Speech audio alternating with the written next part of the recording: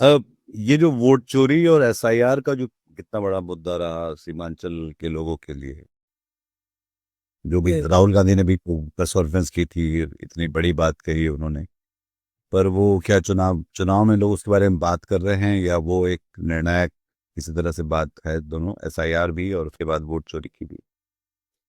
नहीं, मुझे लगता है कि ये मैंने कई लोगों से कहा, कांग्रेस के भी कई लोगों से कहा कि ये पूरा जो एक आसपास राहुल गांधी का जो जो भी आइडियाज देते हैं कि क्या करना है, इसमें मुझे लगता है कि राहुल गांधी को बहुत हद तक ग्राउंड रियलिटी से वाकिफ नहीं कराया गया है। खासकर बिहार एसआईआर के बाद आप देखेंगे कोई कंसिडरेबल नंबर में जेन्युइन लोग नहीं मिल रहे हैं जिनका वोट टारगेटेड तरीके से हटाया गया।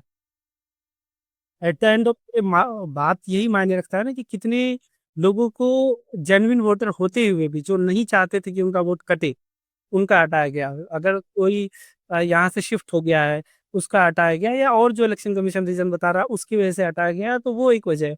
लेकिन सैकड़ों में लोग मिल जा रहे हैं, एक दो तीन चार, लेकिन वो भी उसको भी इलेक्शन कमीशन ऑप्शन दे रहा है, दिया था मतलब कुछ दिनों पहले तक, कि आप इजीली एक फॉर्म भरें ऐड हो जाएगा। तो वो एक पूरा प्रोसेस था, वो वो लोकल नेताओं की मदद से वो करवा सकते थे। तो जब नंबर कंसिडरेबल नहीं था तो ग्राउंड पे सुनने को अच्छा लग रहा था कि एसआईआर के तहत कुछ हुआ है, वोट चोरी है। सिर्फ मैं बिहार के कॉन्टेक्स्ट में कह रहा हूँ, लेकिन क्योंकि ग्राउंड पे मास लेवल पे कोई सा टारगेटेड कुछ दिखा नहीं।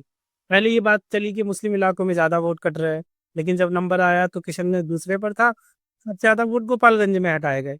तो वो भी थ्योरी पूरा गलत हो गया कि किशनगंज से सबसे ज्यादा नहीं काटे गए, गोपालगंज से काटे गए। तो इसलिए जमीन पर उतना नहीं है। अब उसके बाद दूसरी इंपॉर्टेंट बात है, क्योंकि कल चुनाव होना है, कल वोटिंग होनी है।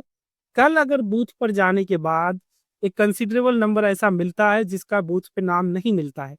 अब तक तो ऐसे हम लोगों ने कई गांव इलाकों में घूम घूम कर ऐसे लोग ढूंढने की कोशिश की कि कम से कम एक स्केल में 1,000 लोग ऐसे मिल जाएं जिनका नाम हटा हो इलेक्शन में, तो नहीं मिले। खैर, अब वो लोग बूथ पे जाएंगे, इनमें से कई लोग क्योंकि बाहर से सिर्फ वोट देने के लिए ही घर आए हुए हैं।